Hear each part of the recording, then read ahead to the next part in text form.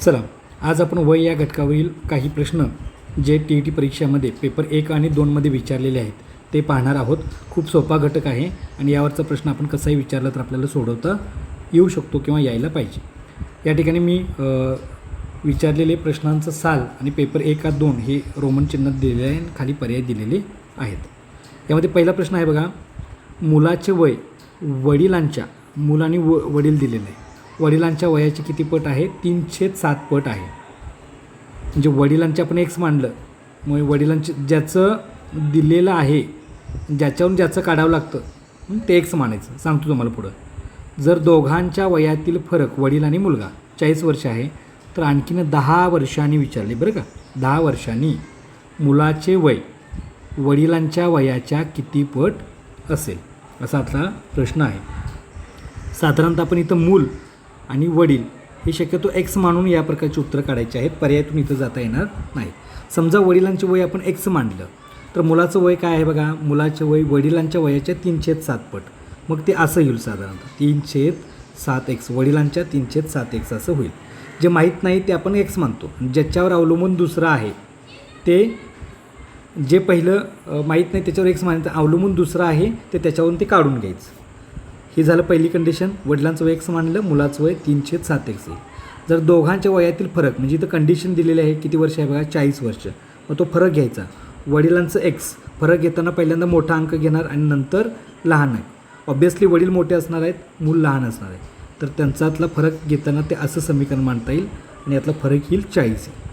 Okay, हा फरक तुमच्या लक्षात आला असेल व्यवस्थित. तर ही कंडिशन दिलेली आहे त्यामुळे हे अशा पद्धतीचं समीकरण तयार झालं.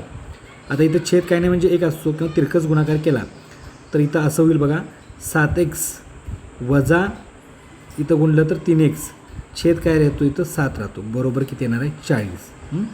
अशा पद्धतीनं ते समीकरण तयार होईल. ते आपल्याला पुढं सोडवत जावं लागणार आहे. 7x वजा 3x ऑब्वियसली येणार आहे ते 4x आणि 7 भागिले आहे तिथं काय करायचं, गुणिले करायचं तिकडं. तर एकाच वेळी मी तिथं स्टेप घेतलेलं आहे. देअरफॉर 4x बरोबर 7 चोक 28 आणि त्याच्या 0 येईल. एक्स बरोबर 280 जरी आलं तर एक्स बरोबर काय येतं, गुणिले आहे तिकडे गेल्यानंतर भागिले 280 भागिले 4 येणार. म्हणून एक्स बरोबर 4 7 28 4 7 28 0. आता एक्स हे उत्तर नाही बरं का. एक्स बरोबर काय आलं आपल्याला, एक्स बरोबर 70 म्हणजे एक्स आपण काय मानलं, वडिलांचे वय, म्हणजे वडिलांचे वय किती आलं ते 70 येणार आहे. आता पुढं आपल्याला इथं बघा, आपल्याला मांडल्या पद्धतीनं मुलाचं वय वडिलांचे वय ॲक्च्युली काढलं, पण पुढं आपल्याला विचारले काय ते पण महत्त्वाचं आहे. वडिलांचे वय 70 आलं तर मुलाचं वय किती येणार बघा, 3/7 गुणिले 70 येते, बरोबर आहे. 7 10 70, 7 10 70, 10 त्रिक 30. मुलाचं वय आलं 30, वडिलांचं वय आलं 70. लक्षात ठेवा. पुढं काय विचारले, आणखीन 10 वर्षांनी मुलाचे वय वडिलांच्या वयाच्या किती पट असेल. आणखीन 10 वर्षांनी केलं, 10 वर्षानंतर ऑब्वियसली मुलाचं वय सध्या 30 आहे तर 10 वर्षानंतर 30 आणि 10 40 होईल. वडिलांचं वय 70 आहे, 10 वर्षानंतर त्याच्यात पण 10 वाढेल ना, 70चं किती होईल 80 होईल.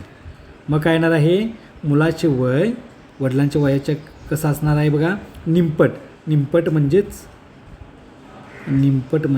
1/2 हा पर्याय इथं दिलेला आहे बघा तुम्हाला.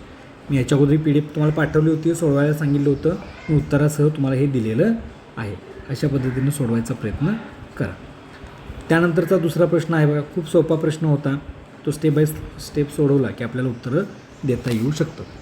यानंतरचा प्रश्न आहे, 5 वर्षापूर्वी शीतलचे वय रमेशच्या वयाच्या 1/2 पट होते.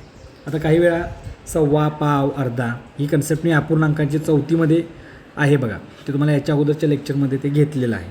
ओके, आणखीन 5 वर्षानंतर रमेशचे वय शीतलच्या वयाच्या 7/7 पट असेल असे त्याची कंडिशन दिलेली आहे.